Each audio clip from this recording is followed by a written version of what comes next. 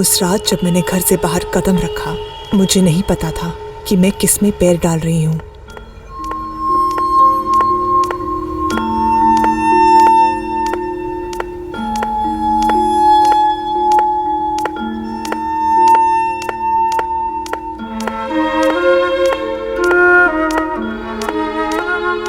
मुझे नहीं पता था कि वो दरवाजा कहाँ को खुलता है।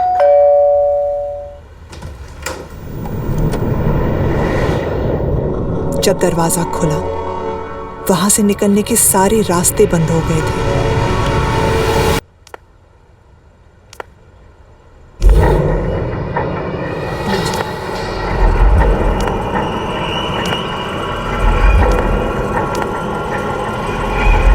मुझसे झूठ बोला गया, धोखे से मुझे वहां ले जाया गया और मुझे मार डाला गया जान से।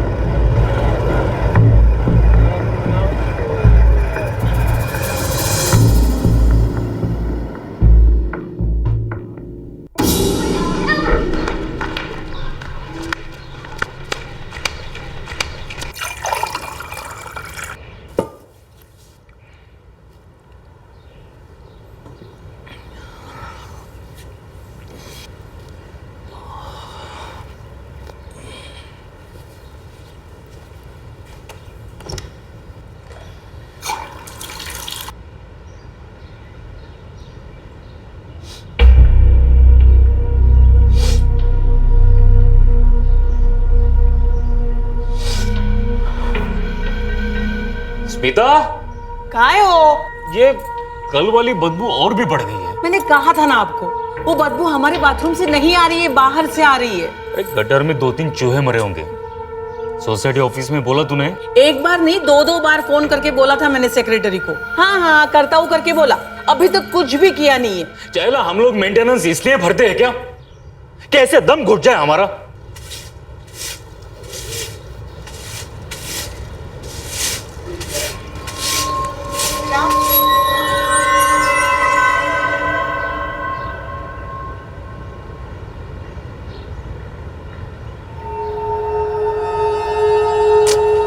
उमेश पढ़ना। उमेश, हाँ इधर आ। क्या हुआ साहब? ये क्या है? क्या है? तेरे को कितनी बार बोला ये ऐसे कंपाउंड में कचरा छोड़ने का नहीं? हाँ, कितनी बार बोला? अब मैंने नहीं रखा इसको। अरे तूने बोला एक्स्ट्रा कूड़ेदान चाहिए, हमने एक नहीं 2-2 लाके दिए। सुबह सुबह काय को बॉम्बा बॉम्ब कर रहा है। अरे थैली मैंने नहीं रखा है। तो कौन रखा? क्या खुद ब कुछ चल के आई है? मुझे नहीं पता, किसी और ने रखी होगी। तू अभी के अभी इसको उठा और कूड़ेदान में डाल। अच्छा ठीक है, मैं हाँ चल चल।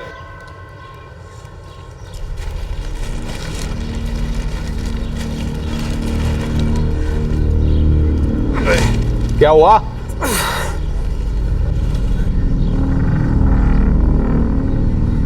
साहब ये कचरा नहीं है। तो क्या है? कचरे की पॉलीथीन के बैग तो दिख रही है ये। बहुत भारी साहब ये। अरे तो कोई भारी कचरा होगा, उठा फिर से।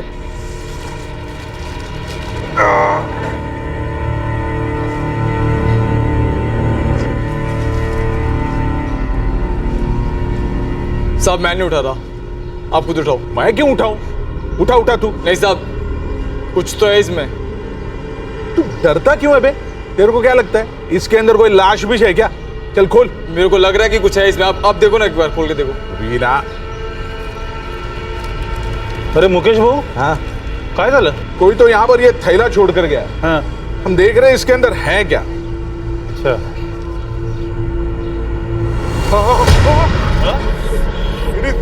लेडीज काय? अरे लेडीज की लाश है अंदर। हाँ, crime branch unit 7B Arpita society Powai पोहोचते आहे, जिथे बॉडी मिळालेली आहे। आय रिपीट, क्राइम ब्रांच की unit 7B Arpita society Powai पहुंच रही है, जहां लाश मिली है। हम एक ऐसे केस का सामना करने जा रहे थे जो पूरे शहर को शॉक करने जा रहा था। एक ऐसा जुर्म जिसके पीछे जुर्मों का कारवां बनता गया, मानो एक चेन रिएक्शन। हम यहां तक डूबने जा रहे थे एक बहुत ही भयंकर और बदबूदार साजिश में।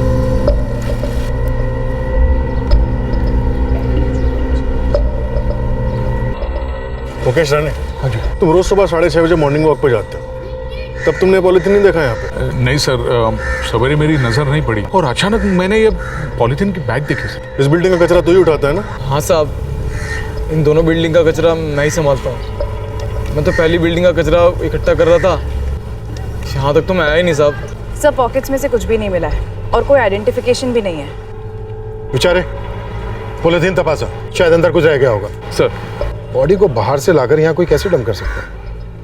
और किसने कुछ देखा नहीं? तू रात भर ड्यूटी पर था, किसी को आते हुए नहीं देखा? मैं पूरी रात गेट पर ही ड्यूटी पर था साहब, मैंने किसी को भी आते जाते नहीं देखा साहब। मुकेश, आपने बिल्डिंग में पता किया? हो सकता है ये लड़की किसी के घर आई हो। सर मैंने लाश के फेस की फोटो अपने मोबाइल में ली और हमारे वॉचमैन ललित को हर एक के घर में भेजा। मतलब कोई बाहर से आया और बॉडी यहाँ डंप कर गया। क्यों ललित, हेलीकॉप्टर से आया कोई या फिर अंडरग्राउंड मेट्रो से? सो रहा था ड्यूटी पर? नहीं साहब, मैं नहीं सोता हूँ साहब ड्यूटी पर। पूछ लीजिए साहब को, रात को कोई भी नहीं आया साहब। ज्योति मैडम, पॉलीथीन में कुछ नहीं मिला।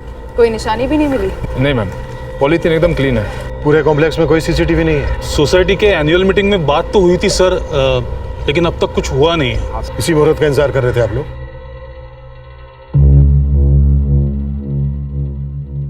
तुम विचारे के साथ बिल्डिंग के हर फ्लैट में जाओ, डिटेल पूछताछ करो। बाहर से आकर कोई बॉडी यहाँ डंप कर जाए ऐसा मुश्किल लग रहा है इसमें।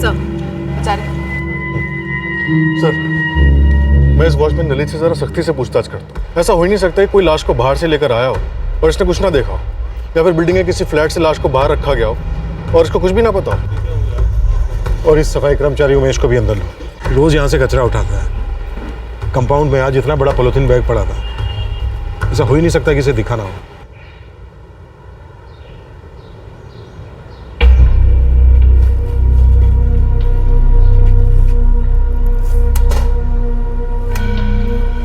परेश भाई उस बात का कुछ कीजिए ना, हमारे बाथरूम में एंट्री भी नहीं ले जा रही है। तो मैं क्या करूं धनुष भाई? मैं गटर में एंट्री ले लूं और निकालूं वहां से सड़े हुए चूहे को?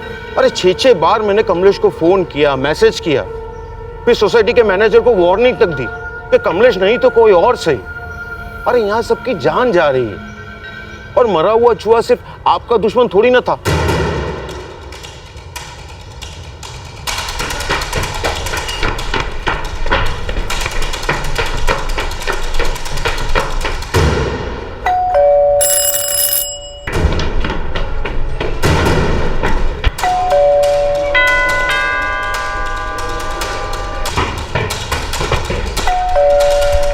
कल क्रैक हुआ है और घाव काफी गहरा है। कल अभी काटा गया डॉक्टर?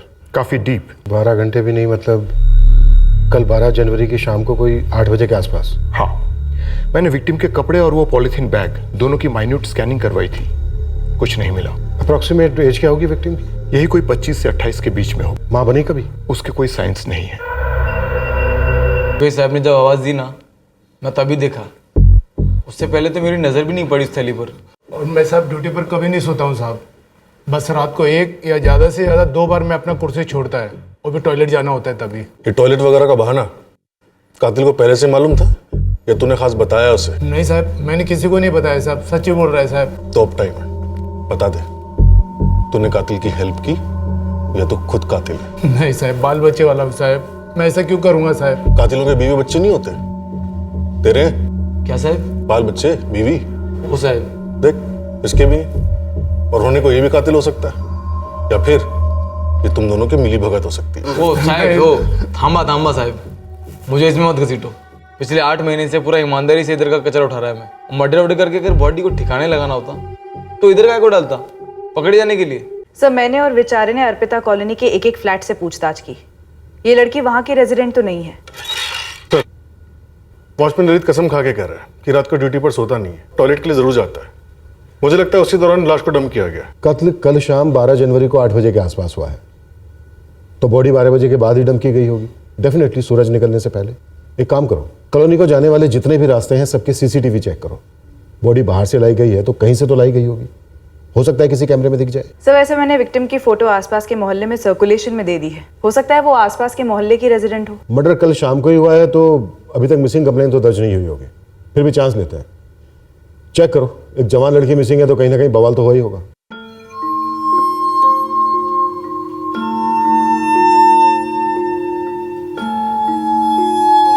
यार नताशा, पोस्ट ग्रेजुएशन लेवल पर इतना डरना बहुत चाइल्डिश है। ओके आई नो यार, लेकिन 3rd टाइम प्रोजेक्ट डिलीट है मेरा। तो क्या हुआ यार, बोल देना नहीं हुआ।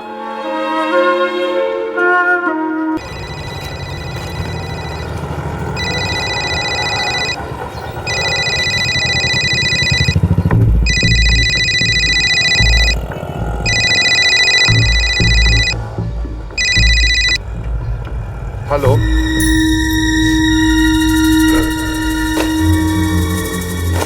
बदबू ना बंद ही नहीं हो रही है, क्या करूं इसका, सगळं बंदच करून टाकते।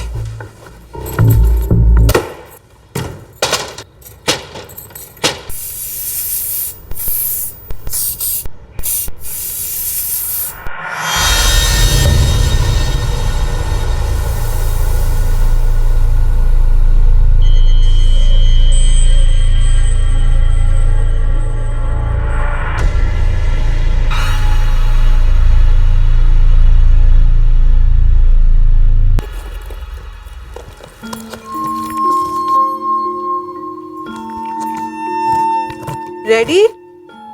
अरे ये खत्म नहीं किया तुमने? मैं नहीं पीऊंगी, मुझे अच्छा नहीं लगता। अच्छा ठीक है, छोड़ दो। और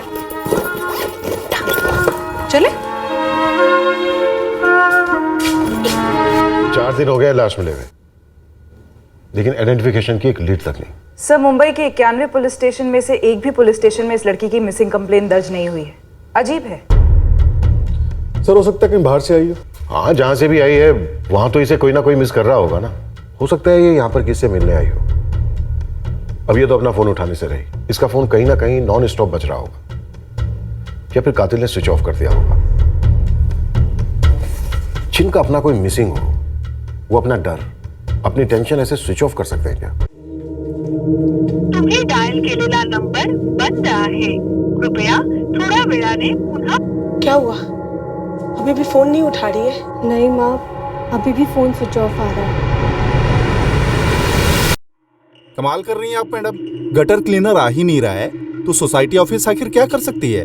तो क्या हम इस बदबू में घुट घुट के मरते रहे? मैनेजर साहब, आपकी 8 घंटे की ड्यूटी रहती है, आप रहते नहीं है ना यहाँ। हमें तो एक निवाला खाया नहीं जाता, उल्टी आती है। मैं तो कह रही हूँ ये मरे हुए चूहे की स्मेल तो नहीं है, कुछ और ही है।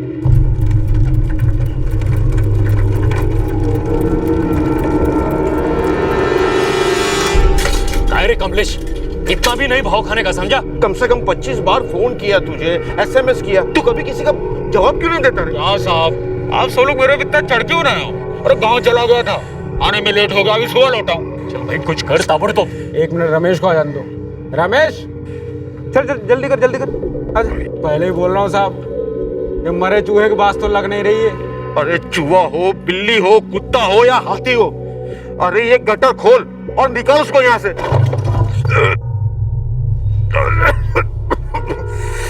हे भगवान, ऐसी बदबू तो पहले कभी सही नहीं मैंने।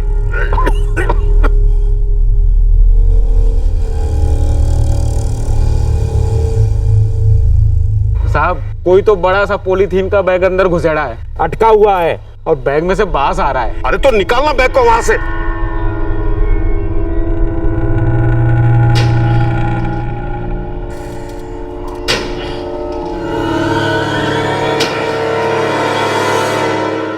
पता नहीं क्या है बैग में परेश भाई। जो भी है बाहर तो निकालना ही है ना, चल खींच ले बाहर।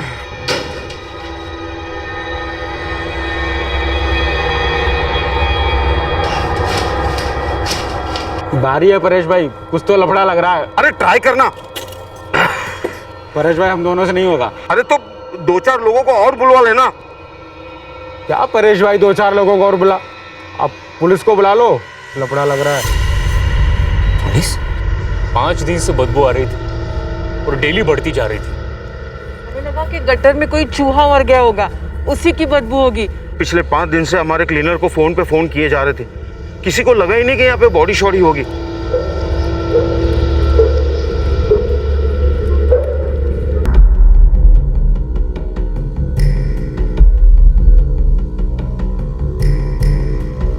साहब गटर शुरू से एंड तक पूरा तलाश किया, सिर नहीं है अंदर। ऐसे कैसे हो सकता है? सर कहीं नहीं मिला। अच्छे से देखो। सबसे पूछ लिया मैडम, हमारी कॉलोनी की कोई भी लेडीज मिसिंग नहीं है। अभी आप ही कह रहे थे ना कि रोज रोज गटर से लाशें नहीं मिला करती, तो रोज रोज लोग गायब भी नहीं हुआ करते। दोबारा से चेक कीजिए परेश जी, एक एक फ्लैट से। चौंकाने वाली बात यह है कि 5 दिनों के अंतर में मिली ये दोनों लाशें 2 अलग अलग हाउसिंग सोसाइटी से बरामद हुई हैं। पुलिस ने अभी तक इन दोनों मर्डर्स के बीच में कोई कनेक्शन तो एस्टेब्लिश नहीं किया है, लेकिन चिंता का विषय ये है कि दोनों ही विक्टिम्स जवान लड़कियां थीं और इन दोनों की ही आइडेंटिफिकेशन अभी तक नहीं हो पाई है। एज की रेंज बढ़ाओ, 25 से 28 की जगह 21 से 30 करो। पिछले 1 महीने की सारी मैचिंग मिसिंग कंप्लेंट स्कैन करो। Social media groups, chat groups में सर्कुलेट करो ये टैटू की फोटो। हो सकता है कोई इसे पहचान। सर मैं एरिया के सारे टैटू आर्टिस्ट से भी पूछताछ करवा रही हूँ।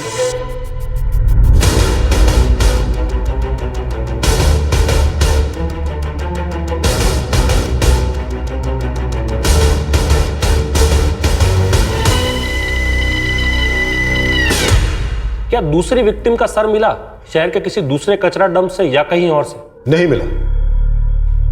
हम शहर का चप्पा चप्पा छान रहे थे, साथ ही दोनों विक्टिम्स की आइडेंटिटी एस्टेब्लिश करने की प्रोसेस फुल स्विंग में थी। ऊपर से देखने पर आपको दोनों विक्टिम्स अनकनेक्टेड लगी होंगी, लेकिन श्योरली आपको कनेक्शन तो मिला होगा। दोनों लाशें पॉलिथीन बैग्स में मिली, दोनों हाउसिंग कॉलोनीज के प्रीमाइसेस में, और दोनों विक्टिम्स लगभग एक ही एज की जवान लड़कियां थी। हमें दूसरी लाश के मिलते ही कनेक्शन दिखने लगे थे, पर मीडिया और पब्लिक ये भी इन कनेक्शन को बना सकते थे। हमें शहर में पैनिक फैलने से पहले ही विक्टिम्स की आइडेंटिटी और कातिल दोनों को सामने लाना था। एक बात और थी जो हमें परेशान कर रही थी कि इस सिचुएशन का दूसरे क्रिमिनल्स फायदा ना उठा लें। ठीक है, दोनों बॉडीज पॉलिथीन बैग में मिलती हैं, पर इसके अलावा कोई और कनेक्शन नहीं दिख रहा है। लेकिन सर दोनों बॉडीज का एक दूसरे से 5 दिनों के अंतर पर मिलना और हमारे जुरिस्डिक्शन में मिलना, और तो और दोनों बॉडीज का प्लास्टिक बैग्स में मिलना, कहीं मोडस ऑपरेंडी तो नहीं? दोनों बॉडीज को ऐसी कॉलोनी में डंप किया गया जहां पर सीसीटीवी नहीं, और दोनों बार आसपास के सीसीटीवी को बहुत ही चालाकी के साथ अवॉइड किया गया। ऐसा होना तो नहीं चाहिए सर, लेकिन अगर एक और लाश मिलती है तो पब्लिक भड़क उठेगी, और मीडिया तो है ही ऑयल टैंकर लेकर आग भड़काने और लगाने के लिए। कुलकर्णी, तुम ये कैसे कह सकते हो कि ये सीरियल किलिंग का मामला नहीं है? मोडस ऑपरेंडी ऑलमोस्ट सेम है, और दोनों ही विक्टिम्स जवान लड़कियां थी। ये सर, दोनों विक्टिम्स जवान लड़कियां थी, पर कोई सेक्सुअल असॉल्ट नहीं हुआ। फर्स्ट विक्टिम में तो एस्टैब्लिश हुआ है कि कोई सेक्सुअल असॉल्ट नहीं हुआ। सेकंड विक्टिम की लाश काफी गल चुकी थी, तो कुछ भी कंफर्म नहीं कहा जा सकता। मैंने कई सीरियल किलिंग के केस स्टडी किए हैं। कोई भी सीरियल किलिंग में कोई पैटर्न फॉलो नहीं करता, कुछ प्लान नहीं करता, और न ही विक्टिम की आइडेंटिटी छुपाने की कोशिश करता है। ओके कुलकर्णी, तुम्हारे पॉइंट को सही मानते हुए ये मानते हैं कि ये सीरियल किलर नहीं है, लेकिन किलर तो है। मर्डर्स में कोई कनेक्शन भी हो सकता है। हो सकता है सर। और कोई मैचिंग मिसिंग कंप्लेंट नहीं है पूरे शहर में? एक्चुअली नहीं है सर। शायद ये दोनों विक्टिम्स आउट ऑफ सिटी से हो, इसलिए इतने बड़े शहर में उन्हें पहचानने वाला कोई नहीं। इस हालात में अगर और एक भी लाश मिली तो शहर में सिचुएशन संभालना आसान नहीं होगा।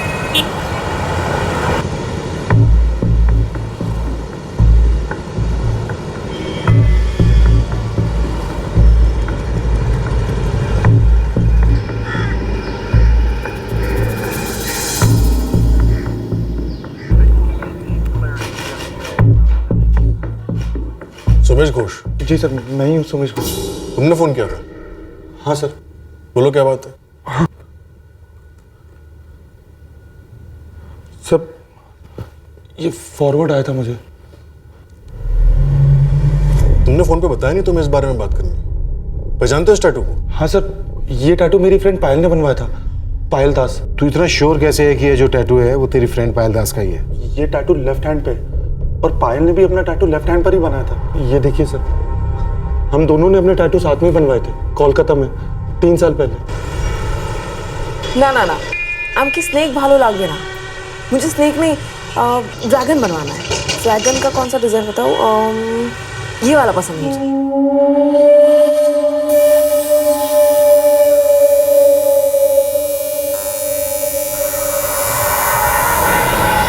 देखो सुमेश, अपने आप को संभालना। लाश का सर नहीं है, लेकिन टैटू है। Okay sir. वाह यार, तो बहुत सुंदर है, लेकिन पता है ये ज्यादा अच्छा है। ये पायल है, मेरी बचपन की दोस्त पायल दास। तुम्हारी बचपन की दोस्त की हमें 18 जनवरी को लाश मिली, और आज 23 जनवरी है। तो इतने दिन तुमने अपनी इतनी करीबी दोस्त को मिस नहीं किया? हम दोनों बस फ्रेंड्स थे, लेकिन पिछले 2 सालों से मैं पायल के टच में नहीं हूँ, मतलब बिल्कुल ही नहीं। फिर एकदम से अचानक मेरे पास निहारिका का फोन आ गया।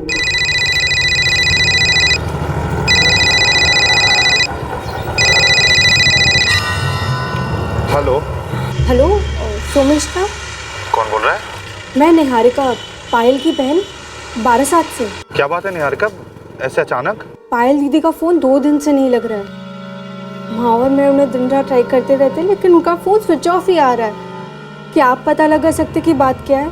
मेरी भी उससे काफी दिनों से बात नहीं हुई है निहारिका। अच्छा, तो कोई और है जिसे मैं फ़ोन कर सकती हूँ? ऐसे तो मैं किसी को जानता नहीं हूँ, लेकिन तुम रुको, मैं कुछ पता करता हूँ।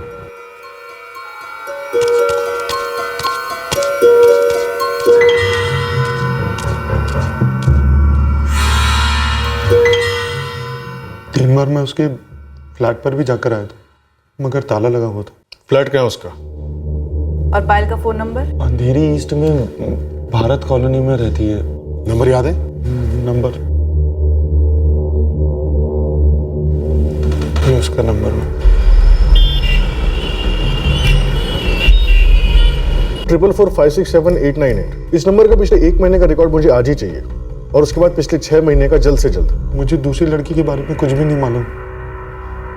वो तो साहब ने मुझे बॉडी दिखाई थी मुर्दा घर में। पायल दास यहाँ मुंबई में 3 साल से काम कर रही थी। जी सर। तो वो यहाँ जहाँ भी काम कर रही थी, उसे वहाँ किसी ने मिस क्यों नहीं किया? पुलिस कंप्लेन क्यों नहीं की होगी? 5 साल पहले मैं बारासात से मुंबई आया था काम करने के लिए, और पायल को भी बहुत इंटरेस्ट था मुंबई आके जॉब करने का, इसलिए मैंने 3 साल पहले उसके लिए जॉब ढूंढ दी, और साथ ही साथ रहने का इंतजाम भी कर दिया। क्या जॉब? अंधेरी इसमें पर्पल स्वान स्पा? जी सर, ये रतन पंजाब होटल के एकदम पीछे ही है, बहुत फेमस है। लेकिन पायल ने वहाँ पर सिर्फ 1 साल ही काम किया था। फिर कहाँ चली गई? वो उसने बताया नहीं। वो रूम भी उसने छोड़ दिया था जो मैंने उससे दिलवाया था, वो भी मुझे बिना बताए।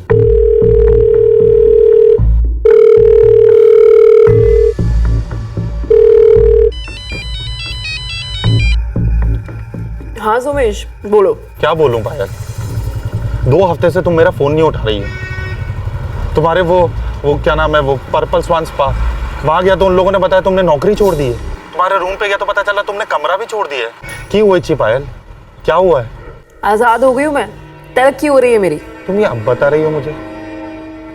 ये हमारा छोटा सा बारासात नहीं है पायल, और ये हमारा बड़ा सा कोलकाता भी नहीं है। अरे वही तो मैं भी कह रहा हूँ पायल, ये हमारे कोलकाता से भी बड़ा, देश का सबसे बड़ा शहर है। और मैं सबसे बिजी भी, काम के अलावा टाइम ही नहीं मिलता, इसीलिए फोन नहीं किया। अब कहाँ काम कर रही हो? कौन से पार्लर में? नहीं, कोई पार्लर नहीं। अब मैं खुद की एक चलती फिरती उठती बैठती पार्लर हूँ, फ्रीलांसर। कैनो, तुमको मालूम भी है कितना बड़ा रिस्क है उसमें? ज्यादा पैसा भी तो है, और वैसे भी इतनी बड़ी सोने की नगरी में आके रिस्क नहीं लिया, उसको सोना भी तो नहीं मिलेगा। स्कूल टाइम से ही बड़े बड़े सपने थे पायल के।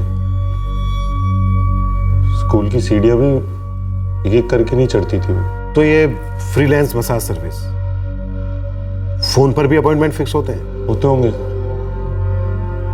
मुझे इस सब के बारे में कुछ भी नहीं मालूम। 2 सालों में बस कभी कभार मेरी पायल से बात होती थी, वो भी फोन पर। कभी मिले नहीं हम लोग, फुर्सत ही नहीं थी उसे। आज उसकी लाश देख ली, सर कटी।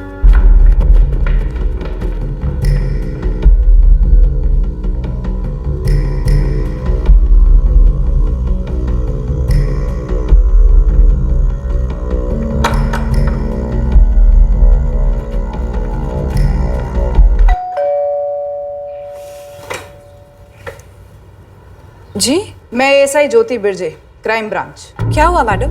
ये पास वाला फ्लैट पायल दास का है? हाँ, वो बंगाली, लेकिन कई दिनों से देखा नहीं उसे। उसका मर्डर हो गया है। क्या? तभी मैं सोचूं, इतने दिनों से उसका फ्लैट बंद क्यों है?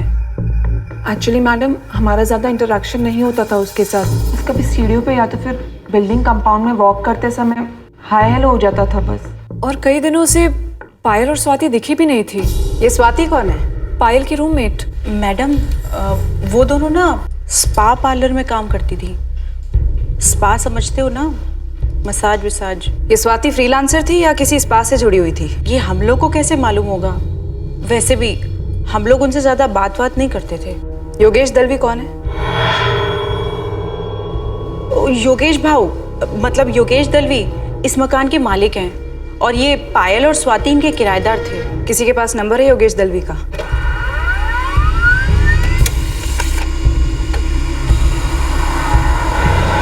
सर्वकृपा सोसाइटी का फ्लैट नंबर 202 मेरा ही है, किराए पे दे रखा है। भानगढ़ का है मैडम? तुम्हारी किराएदार पायल दास का मर्डर हुआ है। अरे क्या बोलता है तुम्ही? पेपर में पढ़ा होगा तुमने, एक औरत की लाश मिली सर कटी हुई। हाँ मैंने पढ़ा तो था। वो तुम्हारी टेनेंट पायल दास है। मैडम मुझे ज्यादातर पता नहीं रहता कि मेरे फ्लैट पे कौन रहता है। तुम्हें नहीं पता कि तुम्हारे फ्लैट में कौन रहता है? दिमाग तो ठीक है तुम्हारा? वो फ्लैट मैंने मेरे ब्रोकर को दे रखा था, नितिन गावड़े नाम है उसका। 6 महीने का किराया वो मुझे एडवांस में दे देता है और फिर वही हैंडल करता है सभी पार्टीज को। मैडम मैं उस फ्लैट पे कभी जाता तक नहीं। पर अब तो तुम्हें आना पड़ेगा, वो भी चाबी के साथ, और नितिन गावड़े को भी लेकर आना। सर, जैसा कि सोमेश ने बताया कि फ्लैट कई दिनों से बंद है। पड़ोसी ने बताया कोई स्वाति मित्रा नाम की लड़की रहती थी पायल के साथ, वो भी स्पा लाइन से ही थी। सोमेश, तू जानता था स्वाति के बारे में? नहीं मैडम, मैंने आपको बोला था मैं पिछले 2 साल से पायल से नहीं मिला। हाँ, कभी कभार फोन पे बात हो जाती थी, मगर वो भी जल्दबाजी में।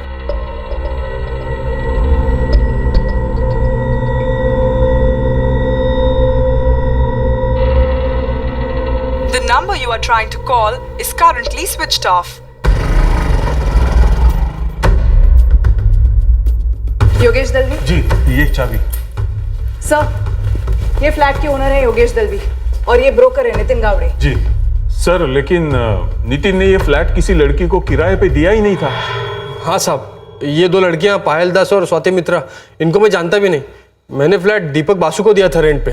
तुमने ये फ्लैट इस नितिन को दिया और नितिन ने ये फ्लैट दीपक बासु को सबलेट किया और रह रही थी यहाँ पे 2 लड़कियां। वो क्या रहा ये? कौन है दीपक बासु? 2 दोस्त है मेरे साथ। सुमेश, तुम जानते हो इस दीपक बासु को? नहीं सर। आप लोग में से कोई जानता है इस दीपक बासु को? पता नहीं सर, हमने तो यहाँ पे सिर्फ स्वाति और पायल को ही देखा है।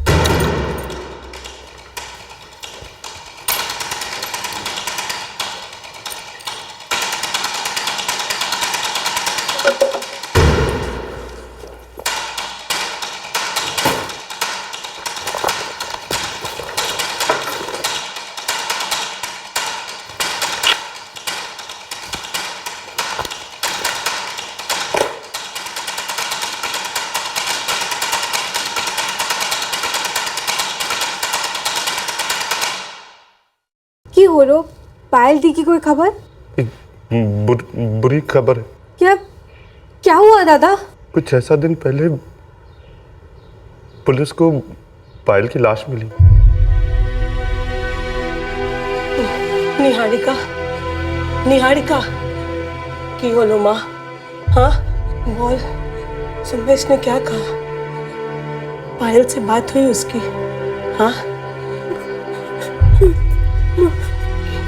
बोल बेटा, बोल। हाँ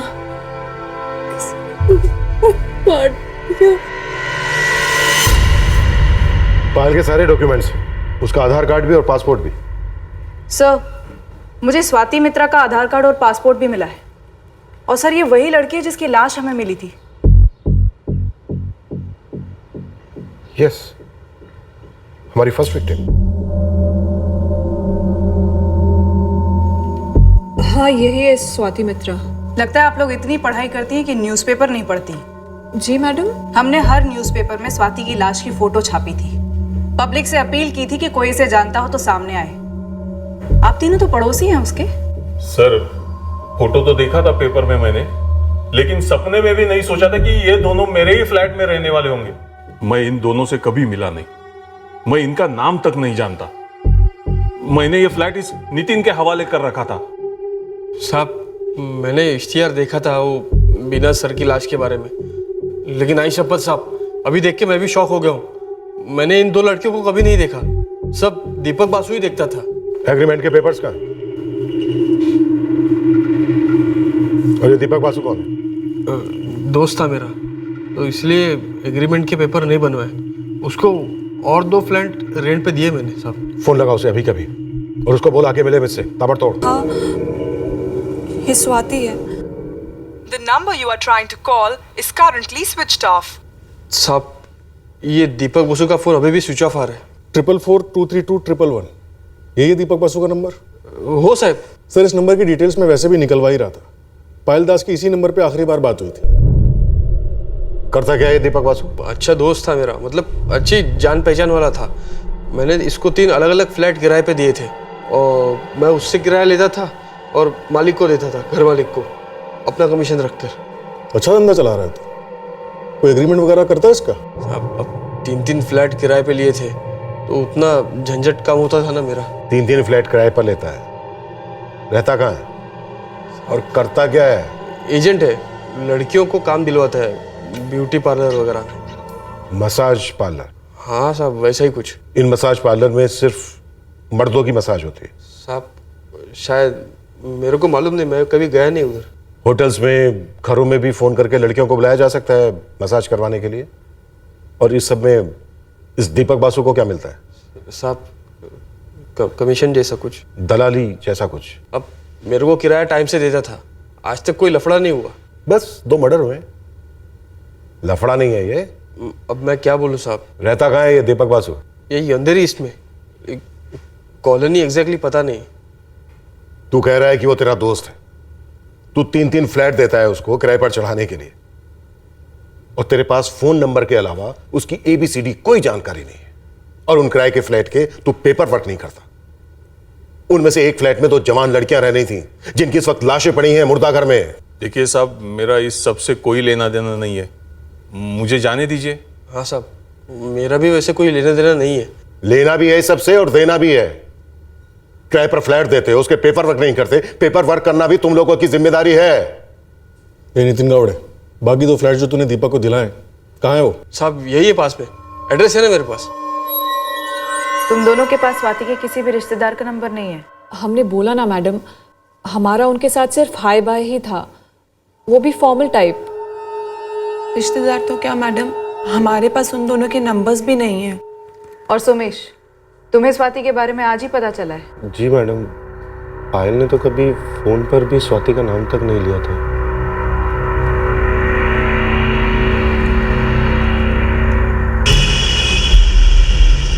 लड़की का नाम है स्वाति मित्रा और एड्रेस है 24 रत्नमणि कॉलोनी, भीरू नगर, कोलकाता। नोट कर लिया उसका एड्रेस, हम उसका फैमिली को कांटेक्ट करेगा। ओके, थोड़ा जल्दी करेंगे सर प्लीज, स्वाति की बॉडी मॉर्ग में है। हाँ हाँ समझ गया, जल्दी हो जाएगा। सर आगे से राइट।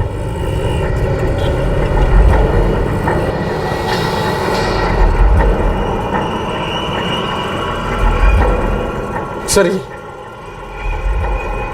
चाबी है मेरे पास।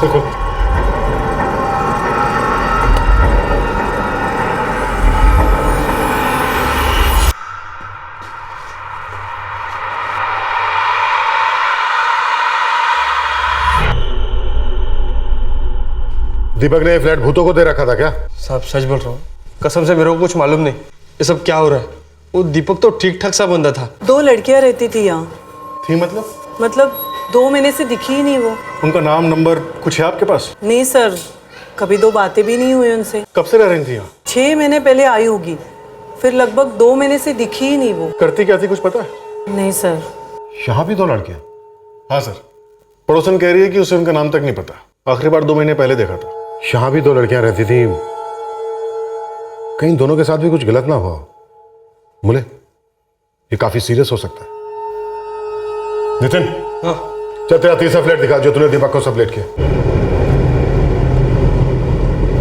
नितिन गावड़े, ये दीपक मिला तो ठीक है, नहीं तो तू ही सब कुछ बता दे। मैं क्या बोलूँ सर, मुझे तो तीनों फ्लैट का किराया टाइम पे देता था, बोला था कि सिर्फ लड़कियां रहती है फ्लैट में और कोई लफड़ा नहीं है, सब सही है। और किसी ने कभी कोई शिकायत भी नहीं की। अब मुझे क्या पता साहब पीछे से क्या हो रहा था। मैडम मैं जा सकता हूँ? मेरा ड्यूटी का टाइम हो रहा है मैडम। अभी नहीं। क्यों नहीं मैडम? मैम सब कुछ तो मैंने आपको सामने आकर बता दिया है। पायल की भी पहचान हो गई है आप लोगों को, और साथ ही साथ स्वाति की भी पहचान हो गई है। लेकिन कातिल की पहचान अभी बाकी है। तब तक क्या मैं यही रहूंगा मैडम? अरे मेरा मालिक मेरे पैसे काटेगा। पायल का सर काटा गया है जो अभी तक मिला नहीं है। सोमेश, पायल तुम्हारी बचपन की दोस्त थी ना?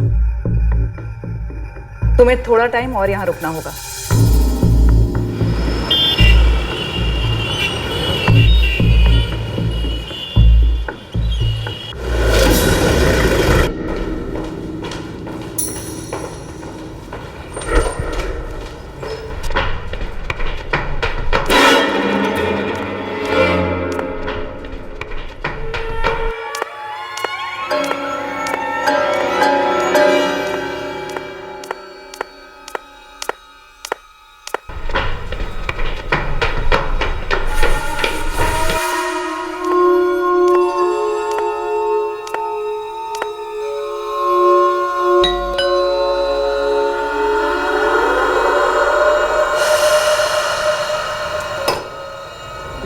इसकी भी चाबी होगी तेरे पास? हाँ सर। तो फिर खोलना। चल खोल।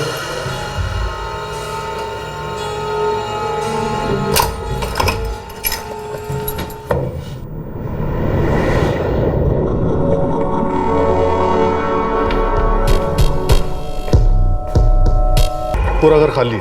नहीं मुले, खाली नहीं, दरअसल यहाँ बहुत कुछ है, काफी कुछ। फोरेंसिक बुलाओ, एक क्राइम सीन है हमारा। सर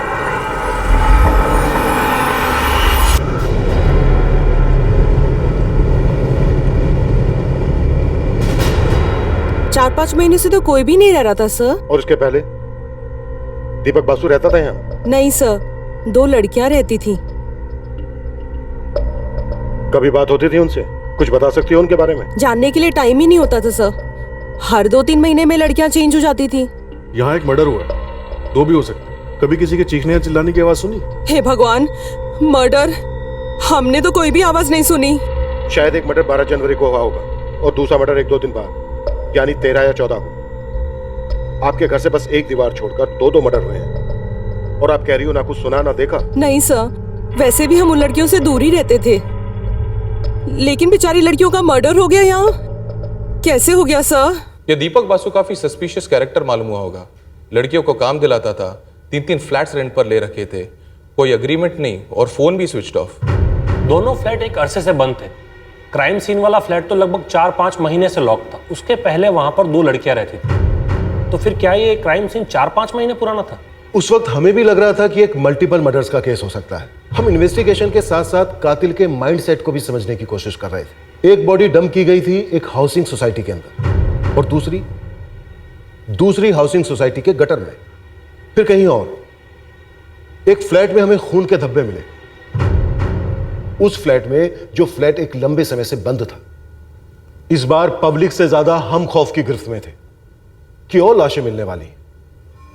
सवाल तलवार की तरह लटक रहे थे कि कितनी लाशें, किस किस की लाशें और कहां कहां मिलेंगी।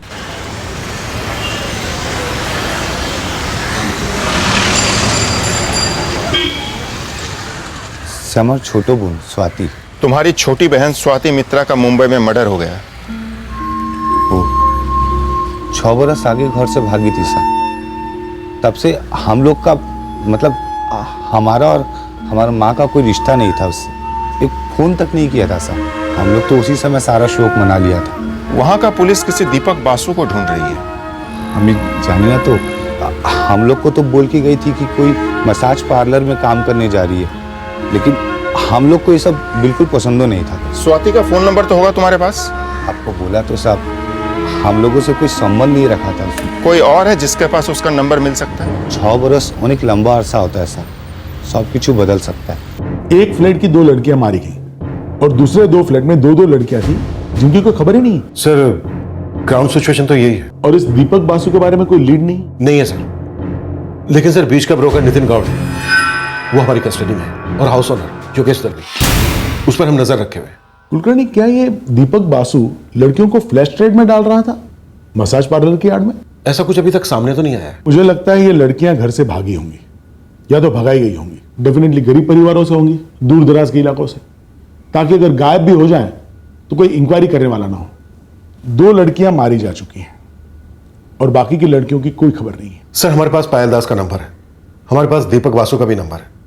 हम इस दीपक बासु को बहुत जल्दी धर लेंगे सर। एक काम करो, पायल दास जहां पहले काम कर रही थी वहां जाके इंक्वायरी करो। स्वाति शायद उसे वहीं मिली हो और इस पूरी साजिश की जड़ वहीं कहीं हो।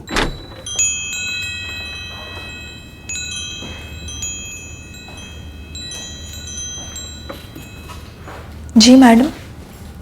मैं एसआई ज्योति बिरजे, क्राइम ब्रांच। इन दोनों को पहचानती हो?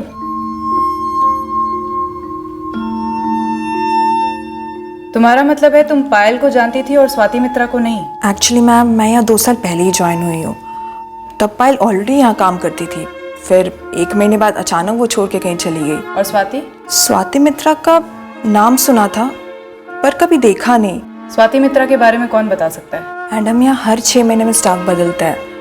अभी सब नए आए हुए हैं, लेकिन हाँ, सभी लड़कियाँ एक दूसरे के बारे में अच्छे से जानती है।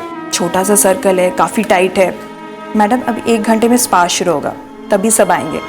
मैं बात करके आपको फ़ोन करती हूँ। दीपक बासु नाम सुना है? दीपक बासु? जी नहीं मैडम। पायल की लाश को पहचानना मुश्किल था, सोमेश सामने आया, लेकिन स्वाति, उसका फेस हमने न्यूज़पेपर और सोशल मीडिया पर पोस्ट किया था। अब उसके स्पा या पड़ोस में से कोई सामने क्यों नहीं आया होगा ज्योति? सर, सोमेश ने बताया कि पायल 2 साल से फ्रीलांस काम करती थी। हो सकता है स्वाति भी फ्रीलांसर हो और लोगों के जहन से उन दोनों का नाम निकल गया हो। और रही बात क्लाइंट्स की, तो उनमें से किसी का भी आगे आकर पहचान करना मुश्किल है, क्योंकि उनकी खुद की आइडेंटिटी कॉम्प्रोमाइज हो जाती। इस वक्त हमें दीपक बासु चाहिए। कोई तो होना चाहिए जो उसे पहचानता हो और ये जानता हो कि इस वक्त वो कहां हो सकता है।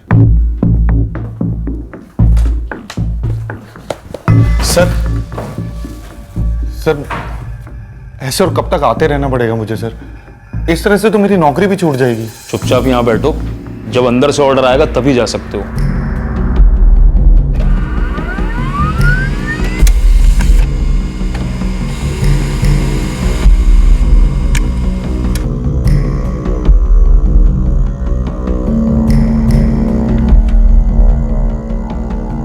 ट्रिपल 4098980।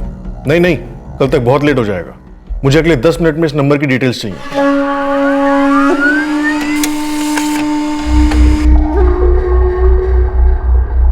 हाँ साहब, यही है दीपक बासु। सर, फोन कंपनी के फॉर्म पे एड्रेस है 15 दिवाकर हाउसिंग सोसाइटी अंधेरी ईस्ट। ये क्राइम सीन का भी एड्रेस है, पर वहां इस दीपक बासु को कोई नहीं पहचानता। और एक नंबर है 444098980। इस नंबर से 12 जनवरी को दीपक को लास्ट कॉल किया गया था। इसकी डिटेल्स के लिए भेज दिया गया है। मुंबई का ही नंबर। पायल और स्वाति मसाज सर्विस करती थी। हो सकता है ये दीपक बासु उनका एजेंट हो किसी किस्म का। सारे मसाज पार्लर से स्कैन करो, कोई ना कोई ऐसा जरूर होगा जो इस दीपक बासु को जानता होगा। इस वक्त ये हमारा प्राइम सस्पेक्ट है। कुलकर्णी साहब, वो फ्लैट जिसमें खून के निशान पाए गए थे, वो 100% दोनों मर्डर्स का क्राइम सीन है। और जो ब्लड सैंपल्स हमको वहां से मिले थे, वो पायल दास और स्वाति मित्रा दोनों के ब्लड ग्रुप से मैच कर गए हैं। हम दीपक बासु नाम के एक आदमी को ढूंढ रहे हैं।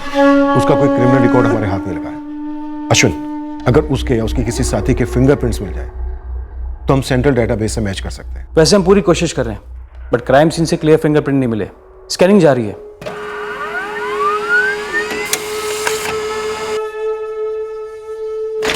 सर, दीपक बासु के फोन पर जो लास्ट कॉल आया था इस नंबर से 444098980, वो स्वाति मित्रा के नाम पर रजिस्टर्ड है।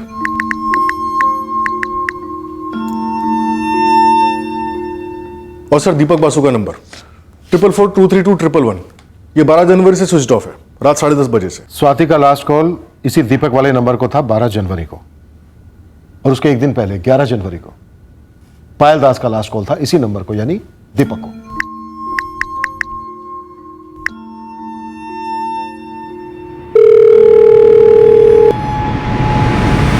पायल दास का नंबर है 444567898। पायल दास 11 जनवरी को दीपक को कॉल करती है और दीपक का नंबर है 444232111। दीपक को इस नंबर पर कॉल करने के बाद फिर 11 जनवरी को ही रात के 10:30 बजे पायल का नंबर स्विच ऑफ हो जाता है। स्वाति मित्रा का नंबर है 444980 से 12 जनवरी को दीपक को कॉल करती है और दीपक को कॉल करने के बाद 12 जनवरी को ही रात के 10 बजे स्वाति मित्रा का फोन भी स्विच ऑफ हो जाता है, जो अभी तक स्विच ऑफ है।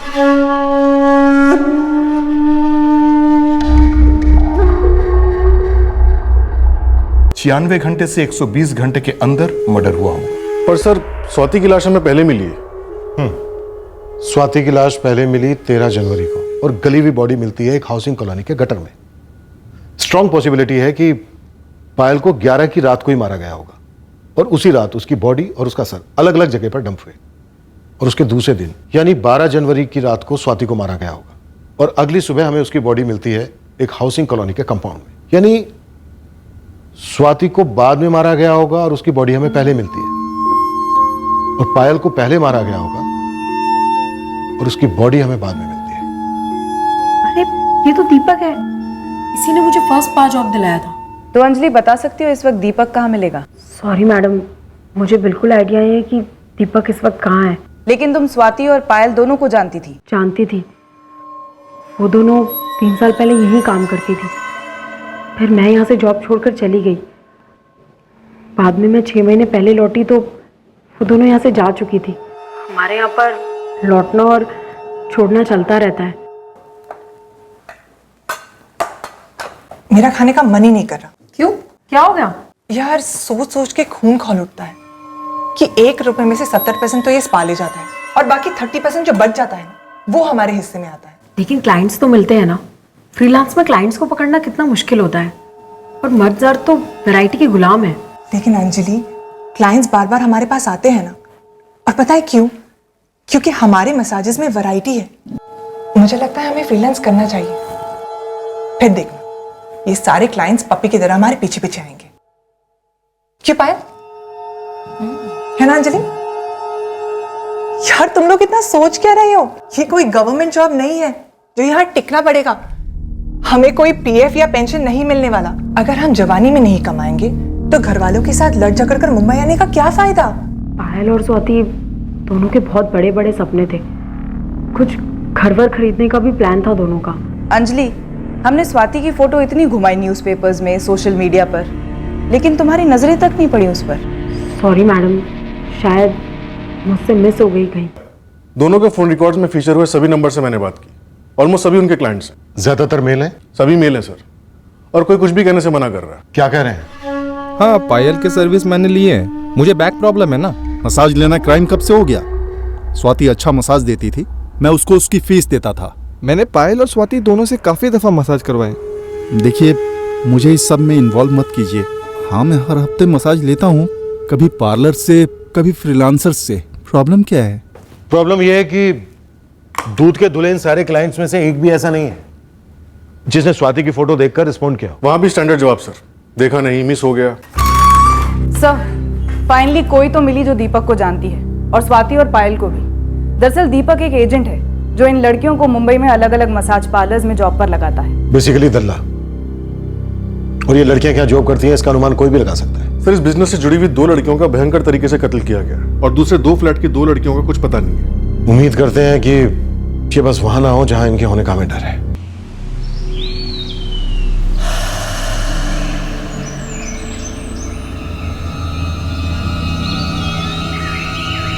हाँ सर, औरत का सर है, पूरी तरह सड़ चुका है। सर, नेशनल पार्क की येऊर साइड की तरफ से बरामद हुआ है। विचारे तुम कह रहे थे कि सिर के साथ कुछ और भी मिला है। हाँ सर, कटे हुए सर से 800 मीटर दूर एक बुरी तरह जली हुई लाश मिली है। Male female? मेल है सर, लगता तो मेल है सर। हाँ, मैं दीपक बसु को अच्छी तरीके से जानती हूँ। वो तो हमें नजर आ रहा है। दीपक के फोन रिकॉर्ड में सबसे ज्यादा तुम्हारा नंबर दिख रहा है। हाँ, वो मैं दीपक की पत्नी जैसी हूँ। ये पत्नी जैसी क्या होता है? पत्नी जैसी मतलब हम दोनों लिव इन में रहते हैं। तुम करती क्या हो? कभी दीपक ने मुझे भी और लड़कियों की तरह जॉब पर लगाया था, स्पा में। फिर हम दोनों एक दूसरे को पसंद करने लगे तो मैंने ये लाइन छोड़ दी। हम दोनों साथ में रहने लग गए। दीपक इस वक्त कहाँ है? 13 जनवरी से वो घर नहीं आया है, ना ही फोन किया है। पूरा टाइम फोन स्विच ऑफ है। तुम्हारी आवाज से ऐसा लग तो नहीं रहा। मेरी आवाज से मत जाइए सर, बहुत टेंशन में हूँ मैं। इतनी टेंशन में हो कि पुलिस में कंप्लेंट भी नहीं की? सर दीपक कई दिनों के लिए बाहर जाता रहता है, बस उसका फोन स्विच ऑफ नहीं होता। इस बार उसका फोन स्विच ऑफ है। माजरा क्या है सर, सब ठीक है ना? ये सुरेश मांजरेकर कौन है? सुरेश दीपक का दोस्त है सर, पर हुआ क्या है कुछ तो बताइए। सर इस सुरेश मांजरेकर का नंबर दीपक बासु के फोन रिकॉर्ड्स में बार बार रिफ्लेक्ट हो रहा है और इसका फोन भी 12 जनवरी से स्विच ऑफ आ रहा है। इसका सिम कार्ड एप्लीकेशन फॉर्म पे भी दीपक बासु का ही एड्रेस है जो हमारा क्राइम सीन है। जी सर। सर दीपक के साथ लिव इन में रहने वाली लड़की प्रीति का कहना है कि दीपक ना 13 जनवरी से घर आया और ना ही उससे फोन पर बात हुई है। कोऑर्डिनेटेड क्राइम लगता है सर। 11 जनवरी को पायल का मर्डर हुआ, फिर उसकी लाश ठिकाने लगाई गई। 12 जनवरी को स्वाति का मर्डर हुआ, उसकी लाश ठिकाने लगाई गई। फिर ये दीपक ऑफ रेडार हुआ और अब ये सुरेश मांजरेकर भी। और कल हमें एक जली हुई मेल बॉडी मिली और उसके पास से एक फीमेल सिर जो शायद पायल का हो सकता है।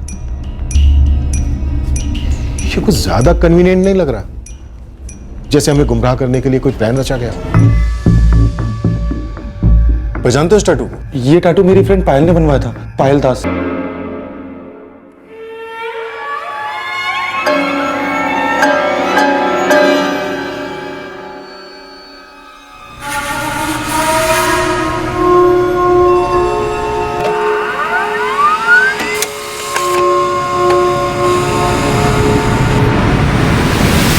बेचारे ये सोमेश घोष के कॉल रिकॉर्ड्स, इसमें एक एक नंबर ध्यान से स्कैन करो और पता करोगे कि ये किस तरह से दीपक बासु या सुरेश मांजरेकर से जुड़ा हुआ हो सकता है।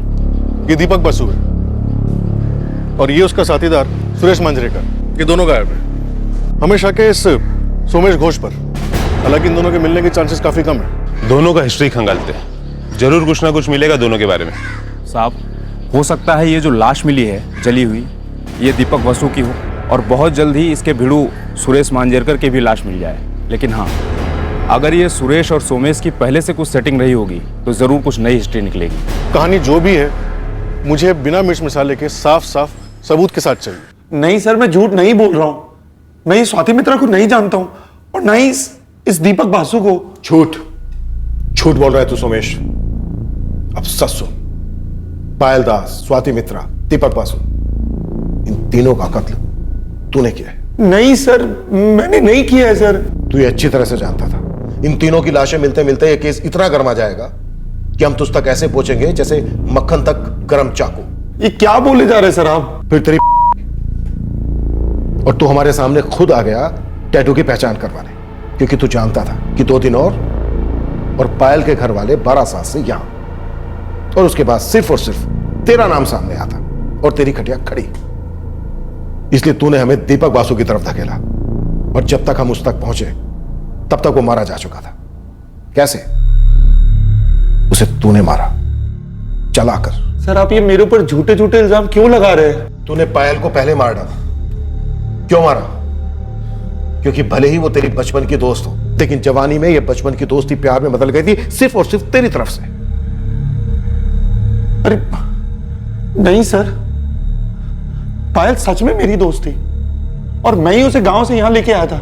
और उसने रिटर्न में तुझे क्या दिया? तुझे बिना बताए नौकरी छोड़ दी, घर बदल दिया। तेरी चिड़िया पिंजरे से बड़ी हो गई थी, ये तुझसे देखा नहीं गया, तू जलकर राख हुआ और तूने पायल को मार डाला। नहीं सर। तू पायल से प्यार करता था या नहीं करता था सोमेश? स्वाति मित्रा को क्यों मारा? क्या उसने पायल को तेरे खिलाफ भड़काया था? क्या वो तुझसे तेरे प्यार को दूर कर रही थी? क्या पायल और दीपक बासु का कोई चक्कर था और तूने रेड हैंड पकड़ लिया था? बोल, अब तेरा खेल खत्म है सोमेश। अरे मैं कोई खेल नहीं खेल रहा हूं सर, मैंने कुछ गलत नहीं किया है। सुरेश कहां है? उसे भी मार डाला, कहां है उसकी लाश? क्या वो मिला हुआ इन सब में तेरे साथ? आप जो जो बोल रहे हैं ना सर, वो मैं समझ ही नहीं पा रहा हूं और मैं सुन भी नहीं रहा हूं सर, क्योंकि आप लोग झूठ बोल रहे हैं। फंसाना चाहते हैं ना आप लोग मुझे?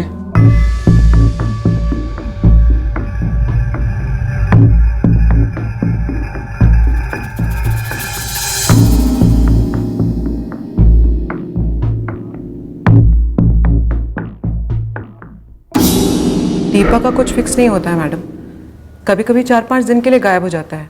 ये सुरेश मांजरेकर कौन है? दीपक का दोस्त बोलो या असिस्टेंट बोलो, साथ में काम करता है। पार्लर्स में लड़कियां सप्लाई करने का काम। नौकरी दिलाना उन्हें, जरूरतमंद लड़कियों को काम मिलता है, लाइफ बन जाती है उनकी। मैं भी मुंबई ऐसे ही आई थी दीपक की मदद से। पायल दास को जानती थी? हाँ, अच्छी तरह से। अच्छा हुआ नानी का, मुझे बहुत गुस्सा आता। तुम्हारे कॉल रिकॉर्ड्स में पायल ही पायल है। मैं ना क्यों बोलूंगी मैडम, मैं उसे अच्छी तरीके से जानती थी। सुनकर के बहुत खराब लगा। स्वाति मित्रा के लिए खराब नहीं लगा? वो भी तो तुम्हारी लाइन से थी। मैं इस स्वाति मित्रा को नहीं जानती हूँ। ऐसे कैसे? पायल की रूममेट थी स्वाति। उन दोनों का एजेंट तुम्हारा पति जैसा दीपक था, बल्कि मरने के पहले तक वो दीपक के टच में थी। तुम पायल को जानती हो और स्वाति को नहीं जानती। किसी को ना जानना गुनाह तो नहीं है ना मैडम? तो मैं ये जानना चाहती हूँ कि तुम पायल को कैसे जानती थी? 2 साल पहले पायल हमारे घर आई थी। उसे और स्पा में जॉब नहीं करनी थी, कुछ अपना शुरू करना था, बस तभी मुलाकात हुई थी और टच में रहे। स्वाति हमारे कभी घर नहीं आई तो जान पहचान नहीं हुई। आप सेटिस्फाई हुई? आप मेरे सेटिस्फाई होने की छोड़, मैं तेरी कस्टमर नहीं हूँ। सेटिस्फैक्शन मुझे तभी मिलेगा जब दोनों के हत्यारे अंदर होंगे। मैं भी वही चाहती हूँ मैडम। अब मैं जाऊँ? हत्यारों के नाम बताओ। मुझे कैसे पता होगा? सोमेश घोष के साथ कौन कौन था? कौन सोमेश घोष? मैं सिर्फ पायल की भलाई चाहता था। तू पायल को चाहता था, काबू में रखना चाहता था उसे? नहीं सर, चाहना और काबू में रखना कभी एक साथ हो सकते हैं क्या भला? मैं बस उसके लिए फिक्र करता था। सुमेश, मैं जानती हूँ तुम्हें मेरी फिक्र है और ये अच्छी बात है, लेकिन तुम ऐसे दखल अंदाजी मत किया करो। मुझे अपना भला बुरा पता है। और अपने भले के लिए कुछ बुरा तो नहीं कर रही हो तुम? क्या मतलब? मतलब ये कि लोगों के घरों पे जाना, कभी होटल में प्राइवेट मसाज देना, ये कहीं कुछ और तो नहीं है? ये मेरा पर्सनल बिजनेस है। अचानक से बहुत पैसे आ गए तुम्हारे पास, उससे तुम्हारा कोई ताल्लुक नहीं है। जितने पैसे आए ना, दुगना गुरूर आ गया पायल तुमने। देखो सोमेश, मेरे सपने बहुत बड़े हैं, पर तुम्हारा पता है क्या है? तुम रहते मुंबई में हो लेकिन जीते अभी भी बारासत में, तुम्हारे वो छोटे से गांव में। और तुम्हें मैं ही लेके आया हूँ वहां से, भूलो मत। नहीं भूली हूँ मैं, कुछ भी नहीं भूली हूँ। और तुमने जो भी किया ना, उसके लिए अनेक धन्यवाद। लेकिन एक बात मैं क्लियर कर दूं, अब से तुम्हारी जिंदगी तुम्हारी है और मेरी जिंदगी मेरी, ठीक है? फिर तुमने जो भी मदद की है ना, उसके बदले में तुम्हें कुछ भी चाहिए तो मुझे डायरेक्ट बोलो। बाय। सोमेश, अब तू ये बिल्कुल मत बोलना कि तुझे जलन नहीं थी। जलन और दर्द में फर्क नहीं होता है क्या? तब दर्द हुआ था मुझे, ये सोचकर कि मैं पायल को इस शहर में सही तरीके से जीना नहीं सिखा पाया। और अब दर्द होता है कि मुझे पीछे नहीं हटना चाहिए था, मुझे उसको उस लाइन से निकालना चाहिए था, इस गन से कट कर देना चाहिए था मुझे उसे। इस लाइन से पायल को कट नहीं कर पाया तो तूने उसका गला ही काट दिया। अरे नहीं सर। दीपक बासु पायल को क्लाइंट्स दिलाता था? मुझे क्या मालूम सर, वो तो अचानक से मेरे पास निहारिका का कॉल आ गया तो मैं चौंक गया कि जिनसे 2 साल तक मैंने बात ही नहीं की, वो एकदम से मुझसे मदद क्यों मांग रहे थे। पर फिर मैंने सोचा कि इतनी पुरानी दोस्ती थी तो मैं भी निकल पड़ा उसे ढूंढने। उस वक्त तुझे पुलिस कंप्लेन करने की नहीं सोची? पुलिस कंप्लेन क्यों करता सर मैं? पायल जिस लाइन में थी उस लाइन में आपको क्लाइंट्स के साथ शहर के बाहर जाना पड़ता है, एक से ज्यादा फोन रखने होते हैं, नंबर बदलते हैं, और ये मर्डर वर्डर का तो मैंने सोचा ही नहीं था। लेकिन जब उस दिन मैंने वो टैटू देखा तो सब 2 और 2 4 हो गया मेरे दिमाग में। पायल मेरे लिए बहुत मायने रखती थी सर। प्रीति ने साथ दिया तेरा? अब कौन है ये प्रीति सर? कौन प्रीति? प्रीति, तुम अपना फोन स्विच ऑफ नहीं करोगी और मुंबई से कहीं बाहर नहीं जाओगी। दीपक या सुरेश तुम्हें कांटेक्ट करें तो तुम उन्हें कतई नहीं बताओगी कि हम तुम तक पहुंच गए, बल्कि उनकी जानकारी हमें लाकर दोगी। पर इंच बाय इंच पूरी गाड़ी स्कैन की है, बट डेड बॉडी को ट्रांसपोर्ट किए जाने की कोई भी निशानी हाथ नहीं लगी। ओके मैडम, इस सोमेश घोष का बारासत से यहाँ तक का पूरा चिट्ठा खोला। इसका इस दीपक बासु और सुरेश मांजरेकर से दूर दूर तक कोई कनेक्शन नहीं है। और प्रीति के साथ? प्रीति के साथ भी कुछ नहीं है मैडम। ये इस सोमेश के फोन लोकेशन रिपोर्ट्स है मैडम। 11 और 12 जनवरी की पूरी शाम को ये क्राइम सीन के आसपास भी नहीं था, और ना ही उन हाउसिंग कॉलोनी के पास था जहाँ से उन लड़कियों के शव मिले थे, और ना ही येऊर के जंगल में कहीं था जहाँ से उस आदमी की जली हुई लाश और महिला का सर मिला था। सर, या तो हम गलत एंगल फॉलो कर रहे हैं या ये सोमेश बहुत चालाक है। इतनी सफाई से सारा काम कर गया कि हमें इसके खिलाफ सबूत का एक तिनका भी नहीं मिल रहा है। सर उसके फोन रिकॉर्ड्स की तरह उसके प्राइवेट टैक्सी भी एकदम क्लीन है। प्रीति एंगल।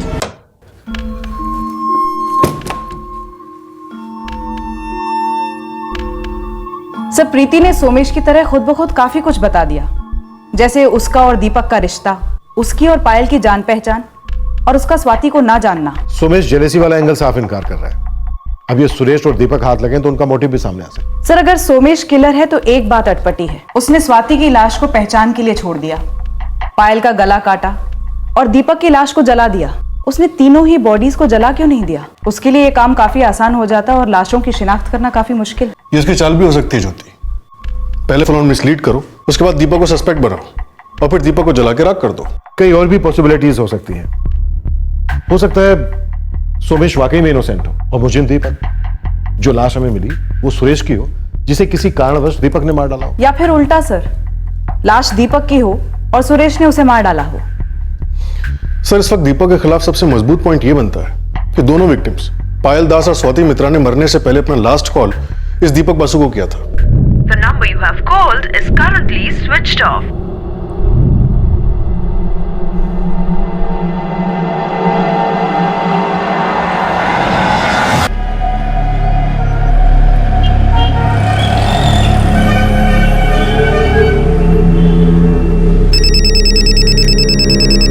बोल गिरीश।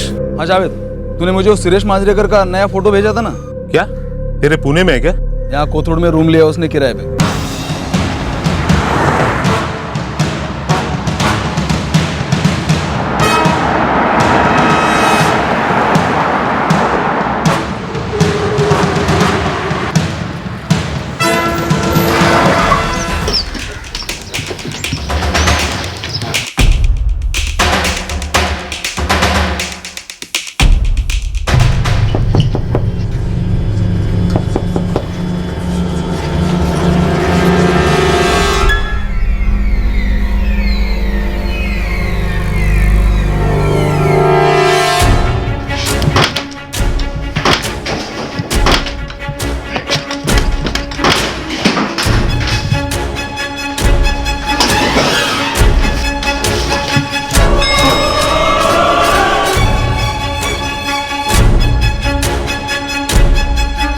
ऑटो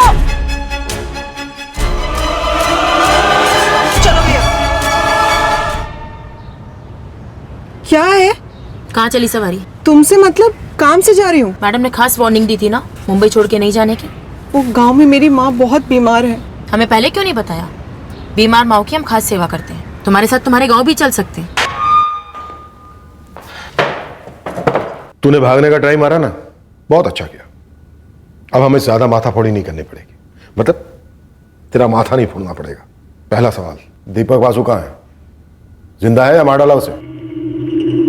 प्रीति, तुमने भागने की कोशिश की, यही बात हमारे लिए काफी है जानने के लिए कि तुम इन मर्डर्स में इन्वॉल्व थे। जो कुछ भी जानती हो सब उगल दो। और ये मत समझना कि यहाँ औरतों की खाल नहीं खींची जाती। मैडम मैं सच बोल रही हूँ, मैं कसम खा के बोल रही हूँ, मेरी माँ बीमार है। मेरी माँ बहुत बीमार है। रेखा ये बोल रही है कि इसकी माँ बीमार है। चल इसका इलाज करते हैं। वो पत्ता कैंची वैची सब लेकर आ। बहुत दिनों से किसी पे हाथ नहीं साफ किया।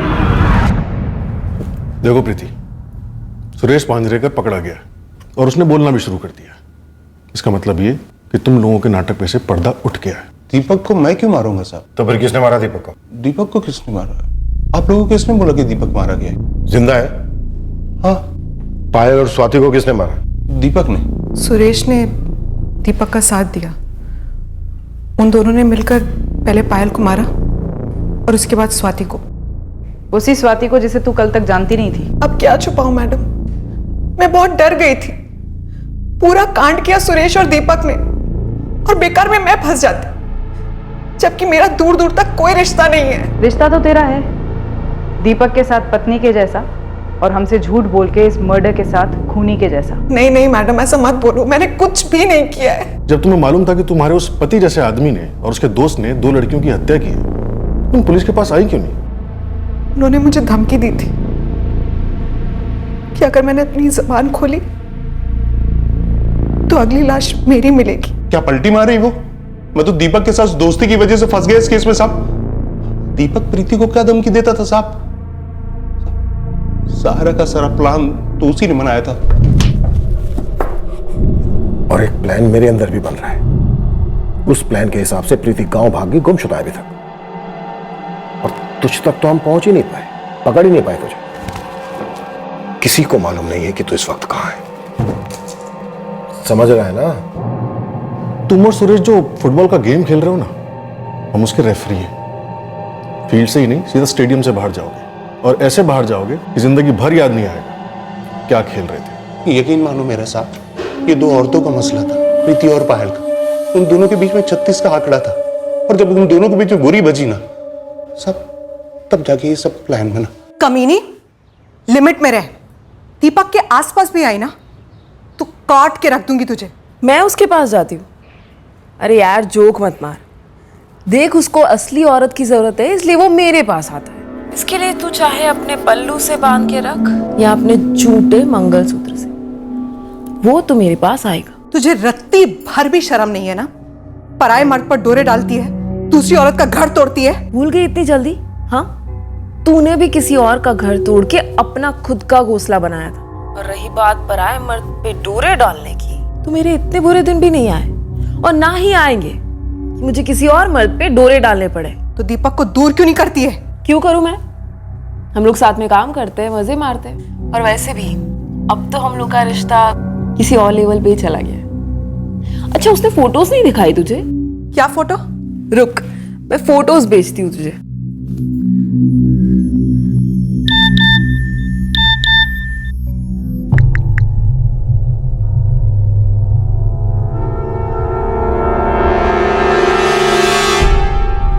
ऐसा लग रहा था सच में पेट में तेजाब जमा हुआ है, और वो कमीनी रुकने का नाम ही नहीं ले रही थी। शादी के फोटोज के बाद सुहागरात के फोटोज आए, और दीपक मेरी बात सुनने को तैयार ही नहीं था। ये शर्ट मैंने तुझे गिफ्ट की थी, जो एक कुत्ती उतार रही है इस फोटो में। क्यों कर रहा है तू मेरे साथ ऐसा? हाँ यार, तो दूर की बात है, इंसानियत भी नहीं है ना तुझ में? चुप कर! एक झापड़ मार के थोबड़ा तोड़ दूंगा तेरा, समझी? एक तो जब से नोटबंदी हुई तब से बिजनेस के बंबू लगे हुए हैं, ऊपर तेरा रोज रोज का रोना। इस घर में किस चीज की कमी है? तेरा पिक्चर, मूवी, ये वो, पार्लर, शॉपिंग, फलाना ढिमकाना सब कुछ पूरा किया। एहसान कर रहा है मुझ पे? रोते रोते तू मेरे पास आया था जब वो कमला तेरे मुंह में थूक करके चली गई थी, और तेरे कमजोर हाथों में 2 साल की सोनिया को छोड़ के गई थी। किसने पाला सोनिया को? मैंने। कैसे पाला? सगी मां की तरह। तूने शादी की मुझसे? नहीं। कैसे रखा तेरा घर? सगी बीवी की तरह। और तू जाकर के उस पायल के गले में मंगलसूत्र पहना के आ गया। धोखा नहीं है ये? मैं करती तो झेल पाता। पहले बहुत जान छिड़कता था दीपक मुझ पर। हम तीनों इतना खुश थे, मनाली और गोवा भी घूमकर आए थे। और उसके बाद ये पायल आई, डायन साली। सब कुछ बर्बाद कर दिया उसने। मेरी गृहस्थी तो छोड़ो, उसने दीपक को रास्ते में ला छोड़ा था। वो लल्लू की तरह फंसता जाता था, और वो पुलिस की धमकी देती रहती थी। कैसी धमकी? पायल को सिर्फ अपने पैसे वापस चाहिए थी, और वो दीपक को धमकी देती थी कि मेरे पैसे वापस कर दो, नहीं तो पुलिस केस करेगी। कौन से पैसे? दीपक, तूने पायल से शादी इसीलिए की थी ना, कि तेरे पैसे और मेरे पैसे की झंझट का दाई एंड हो जाए। अरे यार, वो इतनी बड़ी बेवकूफ थोड़ी है। सच बताऊं तो मेरी तो शादी उल्टी पड़ गई है। वो तो कहती है अब तो शादी हो गई है, अब तो मेरे पैसे तुरंत ही लौटा दो। सुनो, नहीं दीपक, मैं बोल देती हूँ, हमारे रिश्तों को पैसे के मामलों में मिक्स मत करो। यार तुम ये हमारा रिश्ता क्यों बोलती रहती हो? शादी हो गई है ना हमारी। क्या शादी लगा के रखा है? वैसी शादी तो तुमने उस भैंस प्रीति से भी की थी ना। उससे घाटा पड़ा तो मेरे पैसे पे नजर है तुम्हारी। देखो, सब पता है मुझे। यार हम दोनों एक है ना, हम एक है ना, एक है तो हमारी कमाई एक क्यों नहीं है? बिल्कुल नहीं हो सकती, क्योंकि तुम आज भी मेरी हर अपॉइंटमेंट से कमीशन के पैसे लेते हो। लेकिन ये जो 7 लाख रुपए है ना, वो मेरे हैं, मेरी सेविंग्स है, और जब भी मांगती हूँ तुम पैसे लौटाते ही नहीं हो। बात होती है तो प्यार, शादी, हम एक है वगैरह वगैरह शुरू हो जाता है तुम्हारा। वो पैसे कहां भाग रहे हैं? तुम और प्रीति तो भाग सकते हो ना। यार प्रीति के साथ भागना होता तो तुमसे शादी क्यों करता? देखो दीपक, बकवास मत करो। मुझे अब मेरे पैसे 1 हफ्ते के अंदर अंदर चाहिए, वरना मैं पुलिस में जाऊंगी और तुम्हारे खिलाफ चीटिंग का केस ठोक दूंगी। अब बताओ इतना अर्जेंट क्या है पैसे? क्यों इतने अर्जेंट? क्योंकि मैं 4 महीने से तुमसे मांग रही हूँ और तुम नहीं दे रहे हो। यार लेकिन मैं भी तो जानूं कि तुम्हें पैसों की ऐसी क्या जरूरत पड़ गई। मुझे घर लेना है। घर? अरे तो पहले क्यों नहीं बोला? पायल मैं काम करता हूं, मैं भी कहीं से लोन लेता हूं, हम दोनों मिलके एक अलग अच्छा घर लेंगे। मैं अपने और स्वाति के घर लेने की बात कर रही हूं। मैंने और स्वाति ने एक कोली लेने का सोचा है। हम दोनों ने घर देखा है, पैसों की बात भी हो चुकी है। मुझे 1 हफ्ते के अंदर अंदर मेरे पैसे वापस चाहिए और इस बार मैं पक्का पुलिस में जाऊंगा। शॉटी। वो पैसे उसके पास थे ही नहीं, उसने सारे पैसे अय्यासी में उड़ा दिए थे। मतलब हमने काफी तो तुझे ही दे दिए, काफी लग गए लड़कियों को कोलकाता से ट्रांसपोर्ट कराने में। अब मेरे पास है ही नहीं पैसे। मतलब अब कुछ बचा नहीं? 1 पैसा नहीं। लड़कियों का ट्रांसपोर्ट, तुम लोगों का धंधा ये सिर्फ स्पा वाला ही था या कुछ और भी था? स्पा वाला ही था सर। लड़कियां दीपक अरेंज करता था, वो उसके बंगाल साइड से, जिनको काम चाहिए होता था। बहुत सारी लड़कियां स्पा में काम करती थी और उनमें से कुछ लड़कियां जो स्पेशल सर्विस देती थी। पहले पायल को मारा, फिर स्वाति को? जी सर, प्लान प्रीति का ही था। वो कहते हैं ना साहब, एक तीर से 2 निशाने। पायल को मारने से दीपक के सर से 7 लाख का टेंशन जाता और मेरे अंदर से 7 करोड़ का गुस्सा। मैंने कितनी बार समझाया है, वो औरत नहीं चुड़ैल है। हाँ, और उसी चुड़ैल की कमाई से तुमने कंगन बनवा लिए, हमने छुट्टियां मना ली, मजे कर लिए। अगर जिंदगी भर मजे करने हैं तो सरदर्द का सर ही काट डालो।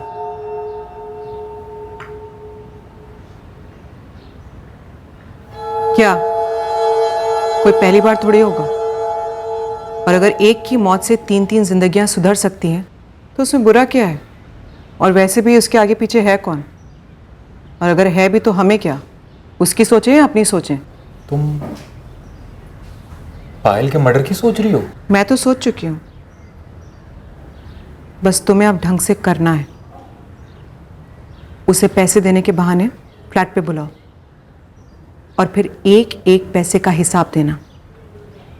ऐसा हिसाब देना कि फिर पैसे मांगने की नौबत ही ना आए।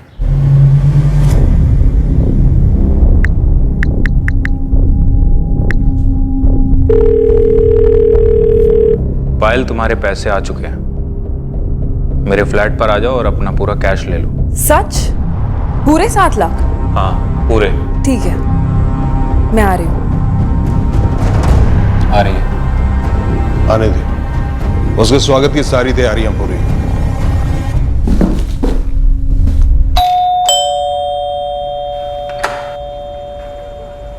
आओ पायल।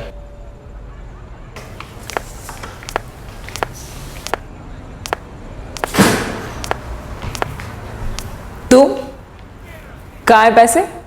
देता हूं।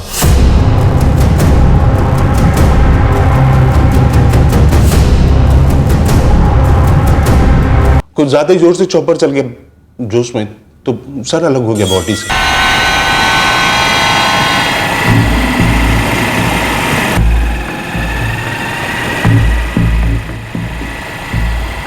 दीपक रोक ना, दीपक सुन, देख अभी तक गुड लक बहुत सही रहा है, कोई पुलिस की गाड़ी पास में नहीं है। मेरी बात मान, अब और ज्यादा लक को आजमाते नहीं है, यहीं कहीं डाल देते, आगे चांस मिले या नहीं मिले, है ना? चल अंदर ले लेना।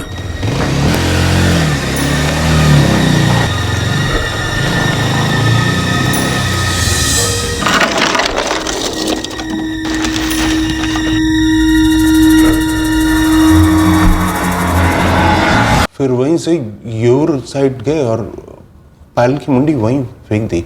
ये सब 11 जनवरी की रात को हुआ। डेट तो याद नहीं है। तो पायल को मारने के बाद उसकी अगली रात को स्वाति को मार डाला। क्यों?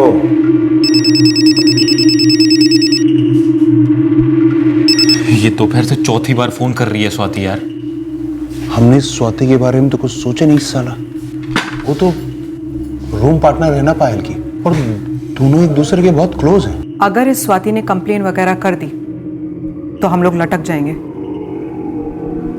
कहीं पायल ने स्वाति को यहाँ आने से पहले सब कुछ बता तो नहीं दिया कि मैं पैसे लौटा रहा हूं, वो मेरे यहाँ आ रही है? सच में लटक जाएंगे यार। देखो, रास्ता एक ही है, उसे रास्ते से हटा दो।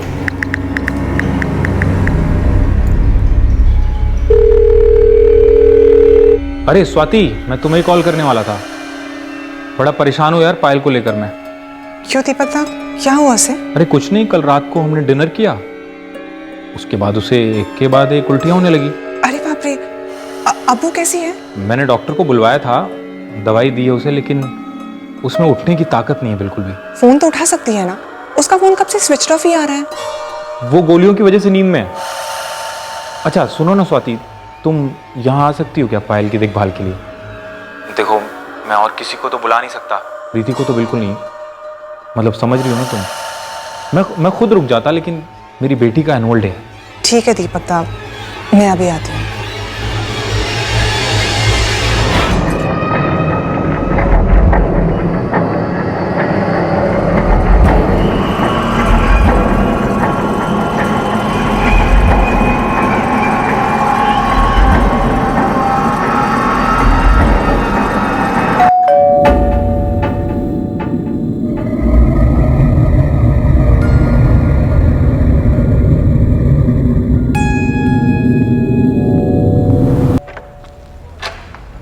आओ स्वाति। दीपक दा, पायल कहाँ है? वो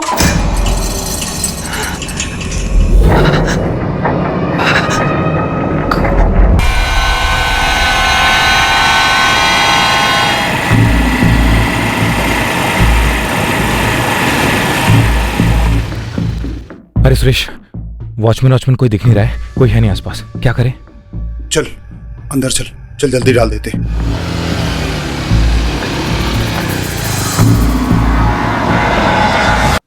तो तुम्हें उस कॉलोनी में कोई गटर नहीं मिला? गटर ढूंढने का टाइम ही नहीं था, तो ऐसे वहीं फेंक दिया। वो जंगल में जो एक आदमी की जली हुई लाश फेंकी, वो किसकी है? सर, हमने किसी आदमी को नहीं मारा साहब, हमने बस स्वाति और पायल को, बस उसके सिवा किसी को नहीं। दीपक बासु किधर भागा है? कोलकाता, बारासात, या फिर कहीं और? कहीं नहीं, ये मुंबई में रतन लॉज चकाला।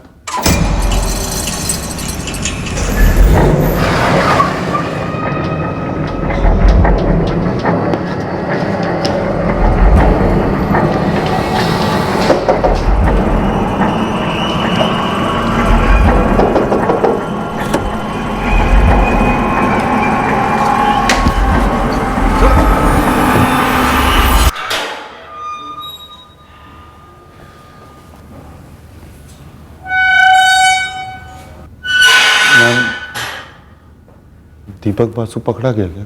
हाँ, उसे पकड़ लिया गया है। उसने क्यों मारा था पायल को? पैसों के लिए। वो पायल के पैसे नहीं लौटाना चाहता था। पायल दास, ये हेड पायल दास का है। डीएनए परफेक्ट मैच हो गया। और जाहिर सी बात है, जो जली हुई आदमी की लाश मिली है वो दीपक बासु की तो नहीं है। हमने डीएनए प्रिजर्व किया है। अब आपके हाथ में फिर से एक ब्लाइंड केस है।